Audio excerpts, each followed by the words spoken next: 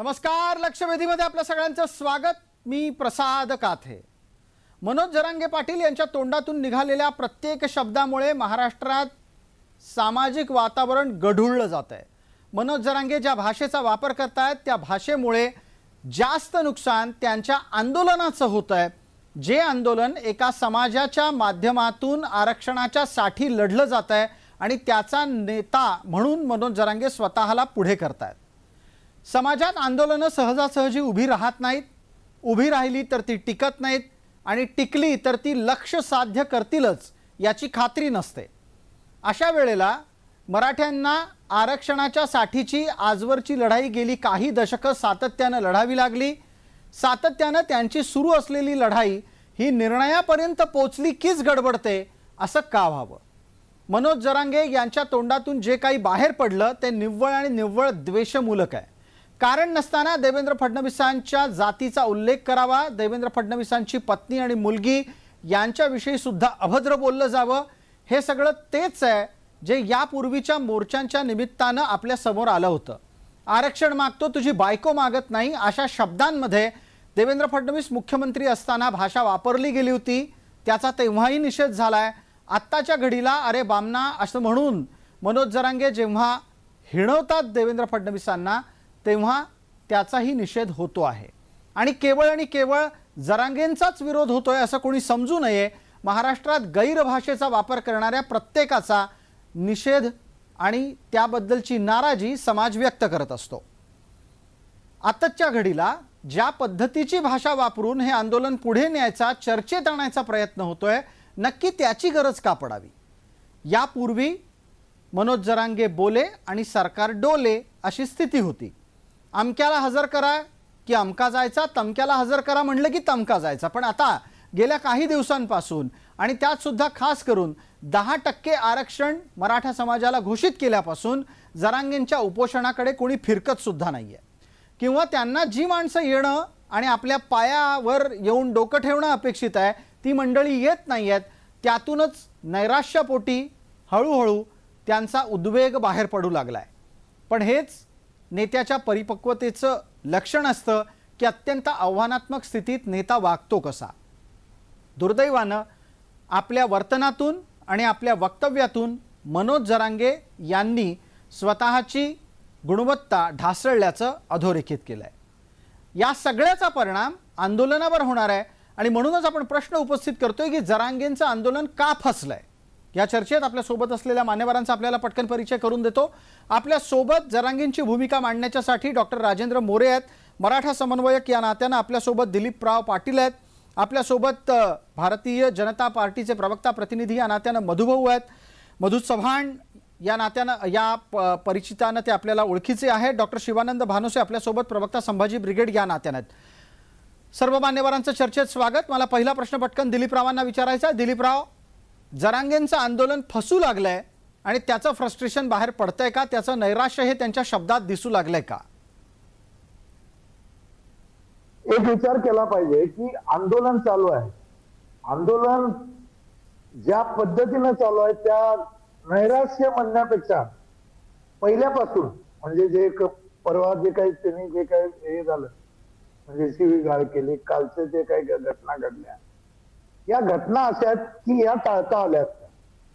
कारण जरांगे पाटलांनी जी मागणी केलेली आहे 100% मी समजू शकतो की मराठा समाजाच्या तिकडच्या मराठवाड्यातल्या मराठ्यांचे वेगळे आहे. तिकडं तुमच्या याचे हैदराबादचं जे गॅजेट आहे त्याचा रेफरन्स घ्या म्हणतात, सगळे शहराचा रेफरन्स घ्या म्हणतात आणि बाकीच्या ज्या गोष्टी आहेत त्या करा म्हणतात. सरकारने त्याबद्दल त्यासाठी देखील पावलं उचललेले आहेत. मग एक लक्षात घ्या, ज्यावेळी सरकारनं तुमच्या हातात एक पेपर दिलेला आहे की सगळे शहरासाठी आम्ही या पद्धत ती जी प्रोसिजर आहे, प्रोसिजर म्हणजे त्यासाठी जे काही हरकती मागवलेले 6-7 लाख हरकती आहेत. मग त्याच्या विरुद्ध युक्तिवाद असा केला जातोय की तुम्ही एका रात्रीत करू शकता, तुमच्याकडे करोडोनं लाखोनं प्रस्ताव आहे. लक्षात घ्या, हरकती ह्या कायदेशीर हरकती आणि या कायदेशीर ज्यावेळी आपण करू शकतो आणि करायचं असतं त्यावेळी त्याच्या बरोबर त्याच्यावर अभ्यास केला पाहिजे, त्याच्यातल्या नोट काढल्या पाहिजेत. त्यामुळे तशा पद्धतीचा विशिष्ट ताप लागतो. बिलकुल. आणि म्हणजे यासाठी एक थोडक्यात लक्षात जी घ्या. प्रक्रिया आहे त्याबद्दल परिपक्व पद्धतीनं उत्तर देणं अपेक्षित आहे. मधुभवनपर्यंत पोहोचू. मधु चव्हाण, आपण या संदर्भातले एक निरीक्षण मांडलं गेलं पाहिजे तुमच्याकडून. तुम्ही सत्तेत राहिलेले आहात, विद्यमान चर्चेमध्ये सत्ता पक्षाचे प्रतिनिधी आहात. जरांगे घाई करतात का आणि आंदोलनात मराठ्यांचं नेतृत्व करण्याचा दावा करतात? त्या दाव्याला काही किंमत असते का? मुळामध्ये जरांगे घाईच करतात. त्याचं कारण असं, सत्तेवर असल्यानंतर त्याचे त्या ठिकाणी परिणाम दूरगामी एखाद्या निर्णयाचे काय होतील याचा विचार करणं अत्यंत आवश्यक आहे. 12 भाग, अनेक जातीपातीचा आपला समाज आहे. जगामध्ये केवढ्या नसतील तेवढ्या जाती आहेत. परमपूजनीय डॉक्टर बाबासाहेब आंबेडकरांनी जे त्या ठिकाणी रिझर्वेशन दिलं ते अति मागास पिछड्या समाजासाठी दिलं होतं. आणि नंतर आर्थिक सुद्धा दुर्बलता मराठा समाजामध्ये आहे, सत्य आहे, हे सत्य आहे. परंतु कुठलाही कायदा करत असताना त्याची घाईगर्दी करून चालत नाही. मराठवाड्यातल्या मराठा समाजातले त्यांचं त्या ठिकाणी हे वेगळे प्रश्न आहेत. कुणबी हा शब्द त्या ठिकाणी कोकणामध्ये वेगळ्या अर्थाने वापरला जातो, विदर्भामध्ये वेगळा आहे. आणि या सगळ्यांचा सर्वंकष विचार करणं अत्यंत आवश्यक आहे. हे आंदोलन का फसलंय की जरांगेंना कधी कळलं नाही की माझ्या उपोषणाचा उपयोग माझ्या नथीतून तीर मारण्यासाठी महाराष्ट्रातले अति जाणकार माणसं कौशल्याने करतायत. जे महाराष्ट्रातली संस्कृती नाही असं बोलणाऱ्या माननीय शरद पवार साहेबांनी आणि उद्धव साहेबांनी या त्यांच्या भाषेचा कधी निषेध केलाय का? केलेला नाही. त्यांना तेच हवंय. अराजकता निर्माण करण्याकडे आंदोलन जाईल आणि प्रचलित शासनाच्या विरोधात आपला दुरुपयोग कधी होतोय हे जरांगेंना कळलं नाही साहेब. याच्यावर डॉक्टर मोरेंचं उत्तर लागेल. डॉक्टर मोरे, टप्प्याटप्प्याने आपल्यावर होणारे आरोप काय आहेत ते लक्षात घ्या. तुमची भाषा ही शरद पवारांची भाषा आहे, हा एक गंभीर आरोप. आणि दुसरा आरोप, तुम्ही राजकीय अस्थैर्य निर्माण करण्याबरोबरच समाजामध्ये विद्वेष पसरवत आहात. 2 आरोप आहेत, दोन्हीची उत्तरं 2 मिनिटं आहेत पूर्ण. मराठा समाजाने आतापर्यंत 58 मोर्चे काढून दिले, एक जगामध्ये आदर्श काढून दिलेला आहे. आणि त्याच भूमिकेतून हे आंदोलन पुढे जाऊ लागलेले. आणि जरांगे पाटील साहेबांनी कधीही हिंसेचं समर्थन केले नाही किंवा कोणत्या ओबीसी बांधवांना न्यायाबद्दल नाही, आरक्षणाच्या बाजूचे होतो आम्ही. त्यांनाही तसबरोबर कमी आरक्षण मिळू नये. अरे बंगले जाळले, त्याचं काय केलं? बंगले जाळलेत, गाड्या जाळल्यात, बंगले जाळलेत. ज्यांनी बंगले जाळले त्यांना सोडा असं का म्हणताय? बंगले जाळले मंत्र्यांचे. हे करणारी वेगळी, हे जे पानसरे, फुलगर्भी आणि दाभोळकरला मारणारी प्रयोगशाळा आहे, ही दंगली घडवणारी. काहीतरी काय बोलताय? कुठेतरी जाताय? बंगले जाळले गेले. सोलंकींचा बंगला का जाळला? काय संबंध पानसरेंचा? गाड्या, निवडणुकीत गाड्या अडवा, गाड्या सोडू नका, मंत्र्यांना अडवा, घरी जाऊ देऊ नका, नंतर गाड्या विका. ही अराजकाची भाषा नाही. निवडणुका पुढे ढकला, परीक्षा पुढे ढकला सांगता. मुलांच्या भविष्याची खेळ खेळता आणि सांगता अराजक नाही. परीक्षा पुढे ढकला. हे कशाला बोलतो परीक्षा पुढे ढकला? करणारी प्रयोगशाळा ही कोणाच्या इशाऱ्यानं काम केलं तिथं लक्षात घ्या मधु चव्हाण साहेब. तिथं जाळपोळ परीक्षा पुढे ढकला का सांगता बोला. निवडणुका पुढे ढकला का सांगता बोला. अहो मुद्दा लोकशाहीवर विश्वास ठेवता ना. तुम्हाला जे जरांगे पाटलाचं नेतृत्व आहे ते जरांगे पाटलाचं नेतृत्व जर यशस्वी झालं तर तुमच्या पायाखाली वळवटा सरकलेला आहे. काही होणार नाही. आमचा मराठा समाजातला माणूस मोठा झाला तर आनंद वाटेल, पण हा बेशूट बोलणारा माणूस तो का आम्हाला? मराठा समाजातला माणूस मोठा झाला तर मला आनंद वाटेल. काय झालं अण्णा हजारेच्या आंदोलनाचं? त्यांच्या आंदोलनाचा गैरफायदा केजरीवालने घेतला आणि अण्णा हजारे वाटले घरी, तसेच जरांगे वाटतील घरी आणि आंदोलनाचा फायदा कोणी दुसऱ्याच घेईल तपलेला. अगदी मधु चव्हाण, एका अत्यंत कळीच्या मुद्द्यावर आपण चर्चा आणली. धन्यवाद त्यासाठी. मला याच निमित्तानं पटकन शिवानंद भानुसे यांच्यापर्यंत पोहोचायचं आहे. शिवानंद भानुसे, मराठा आरक्षणाच्या साठीची तुमची लढाई जुनी आहे. आता जो इथे कळीचा मुद्दा आलाय तो लक्षात घेण्याची गरज आहे. आंदोलन एक जण उभं करतो, नंतर त्या आंदोलनाच्या वृक्षाला फळं खायला भलतीच माणसं समोर येतात.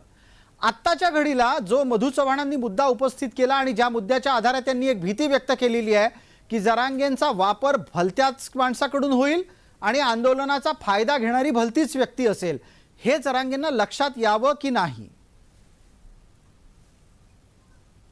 आपण सर्वांनीच हे लक्षात घेतलं पाहिजे आणि आपल्या चॅनलच्या माध्यमातून मी मराठा समाजालाही विनंती करेन, आपण भावनिक होऊ नका. कारण याचं कारण असं आहे की ज्यावेळी हे आंदोलन सुरू झालं, म्हणजे आता हा 45 वर्षाचा इतिहास आहे. मोर्चे निघाले तर कुणीही काढले नाही, तो समाजाचा उद्रेक होता. आणि आताही जरांगी निमित्तच होतं, हा समाजाचा उद्रेकच होता, आपण लक्षात घेतलं पाहिजे. आणि ज्यावेळी समाजाचा उद्रेक झाला त्यावेळी मी त्यांच्या सोबतच आहे. गेल्या अनेक वर्षापासून जरांगे आम्ही सगळे सोबतच काम करतो आहोत. पहिला शिष्टमंडळातला माणूस मी आहे की ज्यांनी मुख्यमंत्री, उपमुख्यमंत्री आणि मंत्रिमंडळाशी शिष्टमंडळात चर्चा केली आहे अनेक वेळा. त्यांना सर्व मराठा समाजाचा झालेला अन्याय समजावून सांगितलेला आहे, संविधानिक पद्धतीने काय होतं हे सांगितलेलं आहे. हे सर्व आम्ही करत असताना जेव्हा मागण्या बदलत गेल्या तेव्हा मात्र वैचारिक आम्ही समाज म्हणून जरांगे सोबतच होतो आहे. परंतु मुद्दा असा आहे की ज्यावेळी तात्विक आणि वैचारिक आणि कायदेशीर पेच प्रसंग निर्माण होतो, तुमच्या मागण्या बदलल्या. सगळे सोयरीची मागणी कुठून आली माहित नाही. ज्यावेळी ते वाशीला गेले आणि वाशीवरून ते गुलाल उधळत परत आले, त्याच वेळी संभाजी ब्रिगेडनं जाहीर भूमिका मांडली. आमचे अध्यक्ष मनोजदादा आकरे, महासचिव सौरभदादा खेडेकर, आम्ही बैठक घेऊन आम्ही जाहीर भूमिका मांडली की या अधिसूचनेमध्ये काहीही नाहीये आणि सरकारनं तर फसवलंच आहे आपल्याला. परंतु खरं आपल्याला कुणी फसवलंय तर आपल्या आजूबाजूला जे आहेत, आता कोण आहेत त्यांची नावं डिक्लेअर झाली पाहिजेत. कोण वकील आहेत, कोण घटना तज्ञ आहेत, कोण तिथले सल्लागार आहेत की ज्यांनी आपल्याला पूर्ण आरक्षण मिळालंय आणि आता आपल्याला मराठा समाजाला खूप मोठा कायदा होणार आहे अशा पद्धतीची ते गुलाल उधळत आले. तेव्हाच आम्ही सांगितलं नव्हतं याच्यामध्ये काहीही नाही, काहीही होणार नाही. तेव्हा मात्र आमच्यावर दडपशाही करण्यात आली. कोण बोलतंय, कोण येते. शिवानंदजी, मुद्दा इथे असा अनुत्तरित राहतो की या अशा आंदोलनाच्या आडून फायदे कोण उचलतं.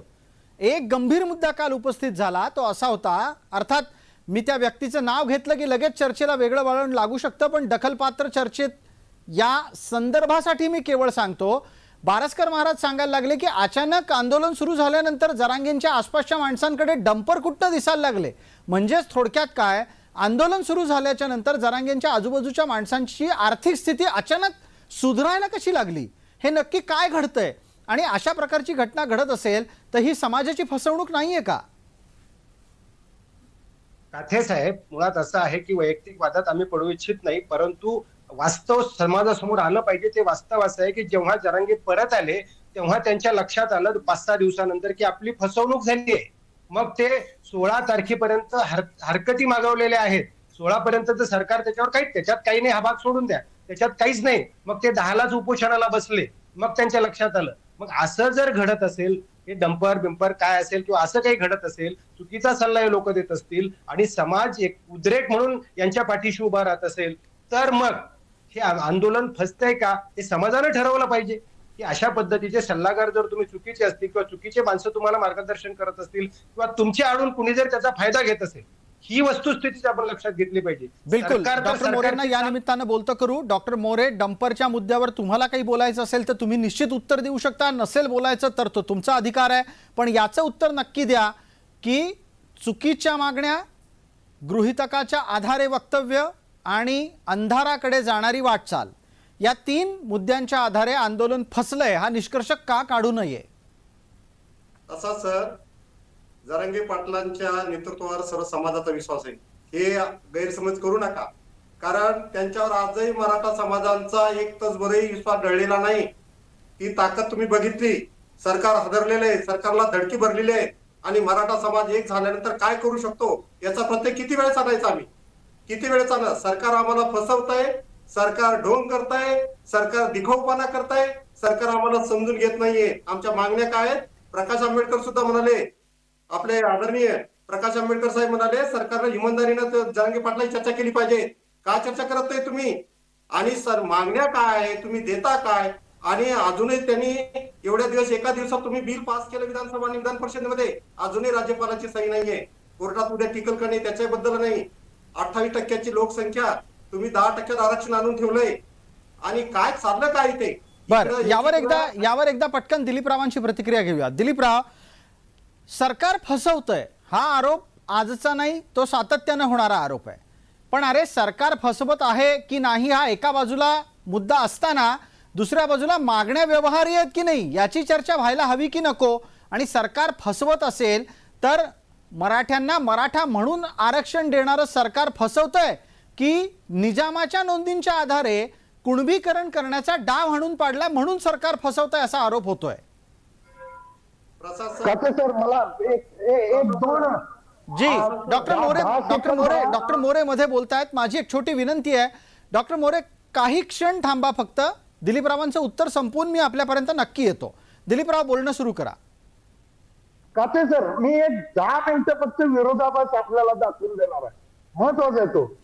एक म्हणजे एक लक्षात घ्या की तुम्ही आपण सुरुवात केली की जी काही भाषा आहे या भाषेचं सकाळी समर्थन केलं ते कुणी केलं माहित आहे की आमचे हे संजय राऊत साहेब. ज्या व्यक्तीनं शांततेच्या मोर्चाला मुका मोर्चा म्हणून हिणवलं त्या व्यक्तीनं त्याचं समर्थन केलं आत्ताच्या भाषेत. नंबर 1. दुसरं की आतापर्यंत कुठलीच गोष्ट प्रूव्ह झालेली नाही. खरं 1994 साली मराठा समाजाचा सर्वात मोठा घात केलेले शरद पवार साहेब दुसऱ्या बाजूला त्यांना कोण काय करत नाही. विचार करण्यासारखी गोष्ट आहे. 2 मोठे विरोधाभास आहेत आणि यावर मी म्हणणार की परत एकदा चर्चा घडवणार तर हे महत्वाचं. आता तुम्हाला तुमच्या ज्या प्रश्नाचं मी उत्तर देतो की एक लक्षात घ्या की आंदोलन ज्यावेळी मागण्या ज्या आहेत त्यावेळी पहिल्यांदा त्याच्या मागण्या काय होत्या, मागण्या सातत्याने बदलल्या. चर्चा करावी का लागते तर मागण्यामध्ये आपण बदल केला की पहिली मागणी होती की सरसकट कुणबी मराठवाड्यात आपल्या मराठवाड्यापुरतं करून द्या. त्यानंतर त्याचं राज्यभर झालं. त्यानंतर तुम्ही त्याला सरसकट कुणबीचं पुरवा त्या मुंबईला सगळे सोयरे आले. सगळे सोयरे नंतर आलं मातृसत्ताक आलं. मातृसत्ताक नंतर म्हणजे एक लक्षात घ्या की एक जर का मागणी असेल तर त्या मागणीवर तुम्ही चर्चा सातत्यानं करू शकता की जर का एखादं जर शिष्टमंडळ गेलं आणि त्यांच्या हातात नवीनच पेपर ठेवला, लक्षात घ्या नवीन पेपर ठेवला तर ते शिष्टमंडळ आपल्या वरिष्ठांना म्हणजे ज्यांना सरकार म्हणतो त्यांना कुठल्या भाषेत घेणं म्हणजे हे जे टाईप प्रोलॉंग होत झालं. या मुद्द्यावर पटकन मधु चव्हाण या मुद्द्यावर पटकन मधु चव्हाण यांच्यापर्यंत पोहोचूयात. वेळेच्या मर्यादेची आठवण आहे. मधुभाऊ 30 सेकंदात पटकन अत्यंत तत्काळ अशी प्रतिक्रिया आपल्याकडून अपेक्षित करतो. मागण्या सातत्यानं बदलणारे सरकार अन्याय करतं असं म्हणू शकतात का? तेच तर हास्यास्पद आहे. म्हणजे अपरिपक्व नेतृत्व आहे.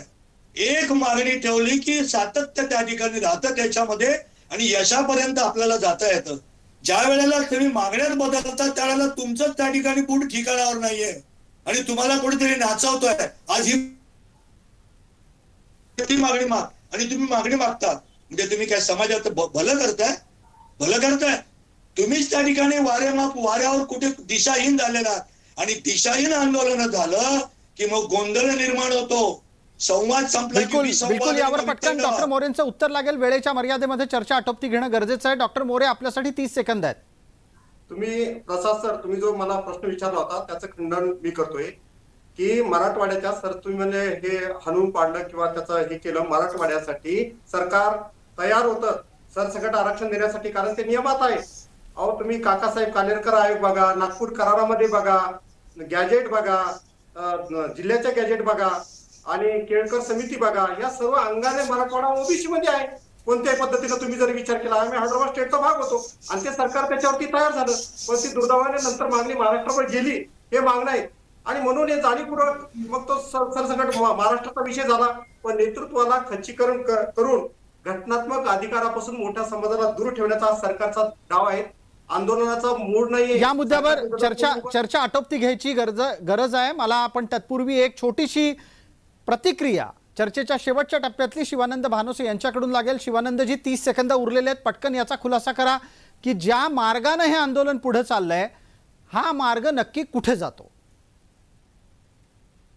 काथे साहेब माझा डॉक्टर मोरेंना प्रश्न आहे की सगळे सोयरेचं कुणी आणलं त्यांच्या डोक्यात भूत आणि ती अधिसूचना घेऊन आता त्याचा वट हुकूम काढून त्याच्यात नेमकं काय होणार आहे आणि जर सगळे सोयरेसाठीच हे आंदोलन असेल तर समाजाला आपण वेठीस धरतोय का हाही प्रश्न एकदा आपल्या मनाला आणि सर्वांनाच विचारला पाहिजे आपण की त्याच्यातून काहीच होणार नसेल आणि त्या पद्धतीने जर होणार असेल तर कालचं जे सगळं चित्र पाहिलं त्यावेळेस अस्वस्थता पसरते किंवा एवढं चांगलं चाललेलं आंदोलन या पद्धतीने जरी होत असेल तर याची उत्तरं नक्कीच मोरेंनी द्यावीत की सगळे सोयरेतून नेमकं काय होणार आहे त्यांनी सांगावं.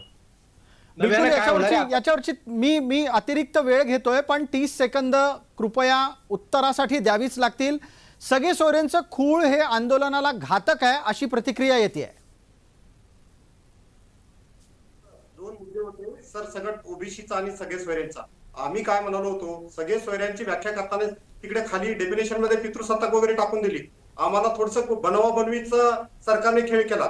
खरं तर आम्ही म्हणालो होतो आतापर्यंत जेवढे महाराष्ट्रामधले मराठा ओबीसी डॉक्टर मोरे तुम्ही वळण शब्द वाचून आले होते, तुमच्या समोर घटना तज्ञ होते, वकील होते, सगळे होते, प्रत्येक गोष्ट तुम्ही वाचून आले होते ना. मग काय झालं नेमकं ते सांगा. विवाह आहेत त्याला आम्ही सजातीय विवाह म्हटलेलं आहे.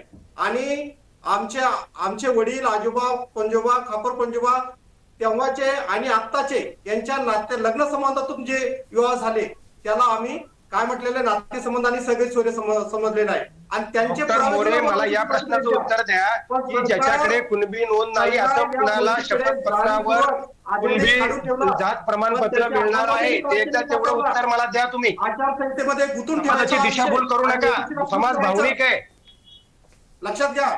डॉक्टर मोरे माझ्या प्रश्नाचं उत्तर, दिशाभूल करू नका. हे सरकारचं चालू आहे. मला याचं उत्तर द्या की ज्याच्याकडे कुणबी नोंद नाही अशा कुणाला कुणाचं शपथपत्र देऊन कुणबी जात प्रमाणपत्र मिळणार आहे असं एक उदाहरण सांगा. म्हणजे तुमची कुठली व्याख्या आहे, कसा वट हुकूम काढणार आहे आणि तो सुप्रीम कोर्टाच्या जजमेंटवर आणि घटनेच्या नियमावर टिकणार आहे ते एकदा सांगा मला कसं होणार आहे. बिलकुल बिलकुल बिलकुल आपल्याला या चर्चेला पुढे नेता येईल. मात्र एक छोटी विनंती करणं गरजेचं आहे आणि आठवण देणं गरजेचं आहे ती वेळ मर्यादेची. आपण या निमित्तानं आणि या चर्चेच्या इतरही अनेक मुद्द्यांच्या आधारे परत भेटत राहू. तुर्तास आत्ता या विषयावरची चर्चा मला आटोपती घ्यावी लागते. आपण सर्व मान्यवर चर्चेत सहभागी झालात त्याबद्दल आपले मनपूर्वक आभार. लक्षवेधीच्या या चर्चेत तुर्तास इतकंच. सर्व प्रेक्षकांना जय महाराष्ट्र.